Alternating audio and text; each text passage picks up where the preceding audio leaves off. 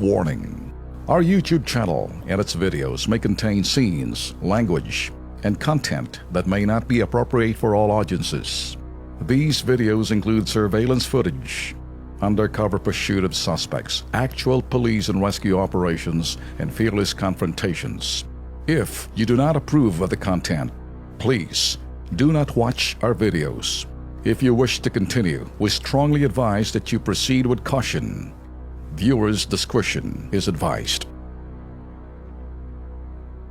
O ito, Ben, naniniwala ka ba sa katagang prevention is better than cure? Of course.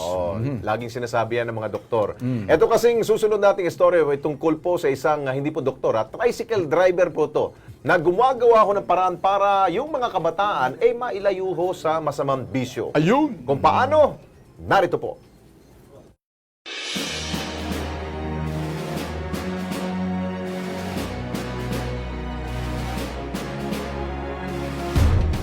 August 1 is here.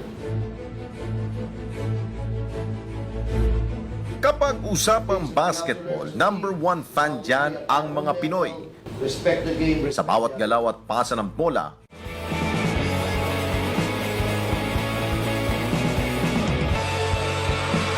kasabay ng ingay ng hiyawan mula sa mga masugid na sumusuporta. Kitang-kita na hindi lamang ito basta laro para sa maraming Pilipino. Dito, pangarap ang inilalaban at mula sa dugo't pawis na puhunan, laging umalingaw-ngaw ang mga katagang puso at laban. Laban Pilipinas! Puso!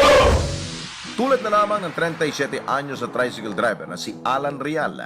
Para sa kanya, ang buhay ay parang basketball. Patuloy lamang ang laban hanggat meron pang oras at hindi pa pinipituhan. Sa kabila ng payak na pamumuhay, gamit ang basketball aktibo si Alan sa pagtulong sa kabataan sa kanilang simpleng komunidad sa tabi ng ilog sa barangay Santo Niño sa lungsod na Marikina.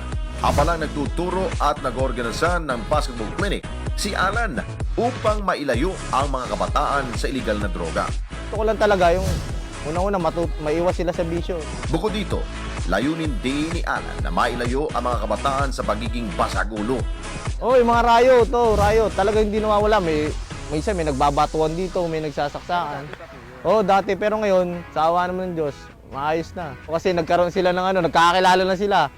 Dati hindi sila magkakilala nung may basketball na. Siyempre, naglalaro ka ron sa amin ha. Kaya hindi na tayo bati-bati na gano'n. Mula sa pag-oorganisa sa mga kabataang nais sumali at matuto, hanggang sa pagre-referee, coaching at pagpapayo, laging nandyan si Alan. Pati na ang pagkakabit at pag-aayos ng net at pailaw sa court, sagot na rin yan ng ating bida. Lahat ng ito, ginagawa niya ng libre at walang inaasahang kapalit. Kasi walang pambayad eh. Ako, nag-training ako ng referee para may turo ko sa kanila, maano ko yung mga basic. Pag minsan, nagkiklinik kami para lang may umaten. Magpo-produce kami ng merienda para lang sila matuwa. Dagdag pa ni Alan, hanggat kaya niya, patuloy niyang gagawin ang mga ito dahil paniwala niya. Kasi pag maganda yung ginagawa mo, hindi naman nakakapagod eh. Kaya naman, para sa mga batang natulungan ni Alan, Maraming salamat po dahil tinuruan niya rin po kami tapos magpapaliga po siya.